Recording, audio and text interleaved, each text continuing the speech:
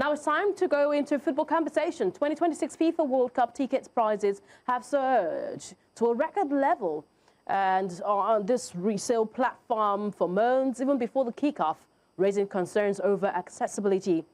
For the opening match in Mexico City and the July 19 final in East Rutherford, New Jersey, resale prices have climbed to staggering multiples of face value, while demand is at its highest point. Even the cheapest final tickets are listed at nearly $10,000 while premium seats, they exceed six figures. For African supporters, particularly Ghanaians, back in the Black Stars, the soaring dollar exchange rate is really affecting this conversation and affecting, of course, the flair to be able to watch your team at competitions like this, making attendance increasingly unrealistic. FIFA attributes the spike to overwhelming demand, revealing unprecedented ticket requests. However, unregulated resale markets in the United States and Canada have intensified fears that the 2026 edition could become the most exclusive World Cup yet. Are you sharing the same reservation, Ibitayo, before we go deeper?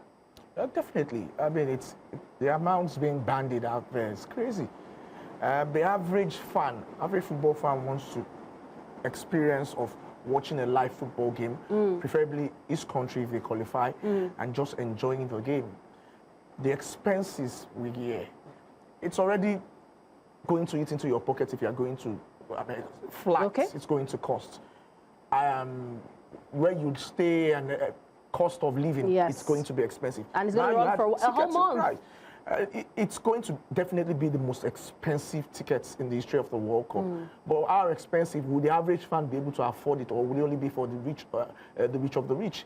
Would you just go there and go to fan zones and be watching on the screen, not be in the stadium? Because that would be what most people resort to at the end of the day if they can't afford a ticket price. Yeah, indeed. All right, so let's have a veteran join us in this conversation right now. We're trying to weigh the odds and see, is this going to be the most expensive World Cup yet? That's the big question in our hearts. We've got Calvin Onwuka. Thank you so much, Calvin, for joining us on the show. Thank you for having me. All right, Calvin joins all the way from the United Kingdom. Calvin, you're welcome. We're a bit concerned here concerning the World Cup for this year. Though we've not entered the month where the World Cup will be held, but the concerns around ticket prices, how it's skyrocketing, the prices are skyrocketing, some running up to six figures, and we are hearing that some matches which are not even the final are already in $10,000. Have you ever witnessed resale inflation at this scale? I know you've covered a lot of World Cups. Have you ever witnessed a resale inflation at this scale at the World Cups before? No. That's a simple answer. No, I haven't. The truth is that it is not unexpected. This is the way American sports is, and that's what FIFA and Gianni Infantino have asked them. They've basically surrendered World Cup ticketing to the way American sports ticketing goes. And these are the things that they do in all these big sporting events, the Super Bowl, NBA matches. That's how they do it. But unfortunately, that does not play well into the football fans, the general football fans, the ones who attend matches.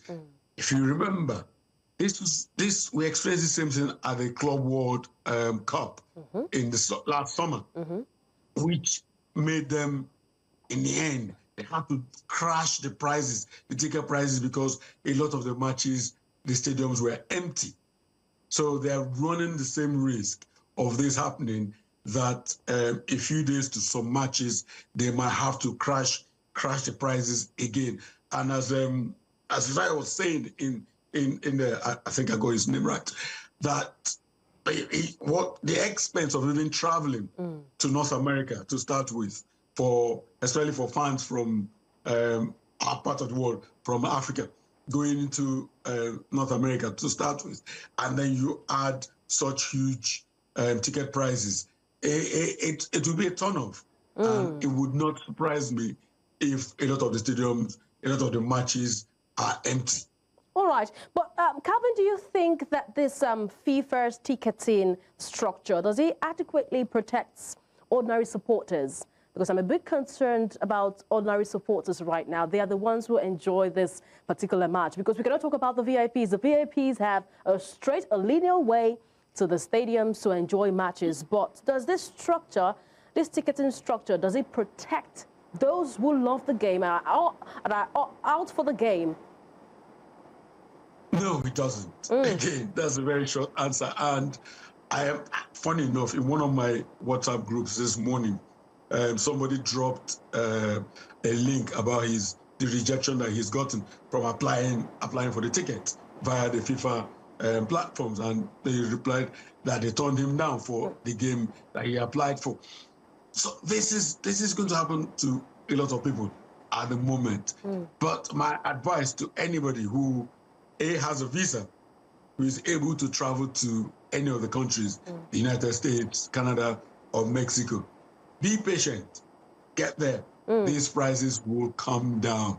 They can't sustain it. The prices will come down. This is an advice coming from one who has been there, done that. I know you've been to a couple of World Cups before, so you know the way, the inner doors going into this World Cup. But with these ticketing and all that, Calvin, before I let you go, is this changing a bit of the fans that will be expected in the stadium? Because it's looking like football is now for the rich, by the rich, run by the rich, and should be for the rich, should be viewed by the rich in the stadium. Is this changing a bit of a trajectory or the crop of fans that we see at the stadium? It won't work. I see, what I mean is, because, as I said earlier, that I'm 100% certain that the prices will crash towards once it gets closer to the tournament, and they're not seeing the kind of uptake that they expected, just like happened last summer. The prices will come down. The prices will come down, and the ordinary fans who want to go and watch their countries at the World Cup will be able to purchase. Now, the only snag there is a lot of people requiring visa, they do need to have tickets for them to get their visa. So they might have to go ahead having to buy at these exorbitant prices so that they'll be able to get the visa to be able to be in any of them countries. So listen, Onye, my worries for this tournament is we would have probably one of the first FIFA World Cups where there will be quite a number of empty seats in the opening games, especially in the first round matches, perhaps until we get into the last 16.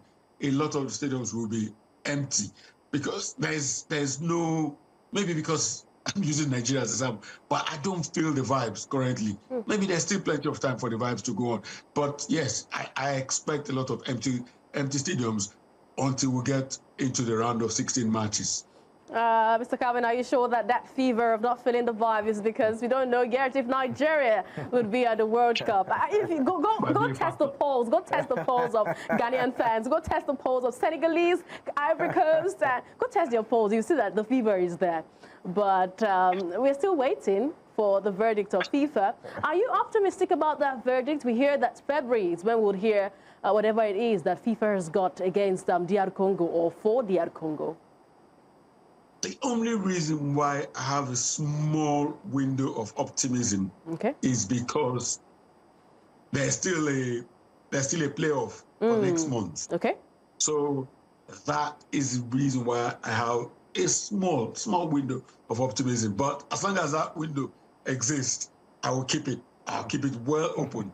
I am fingers crossed something might happen.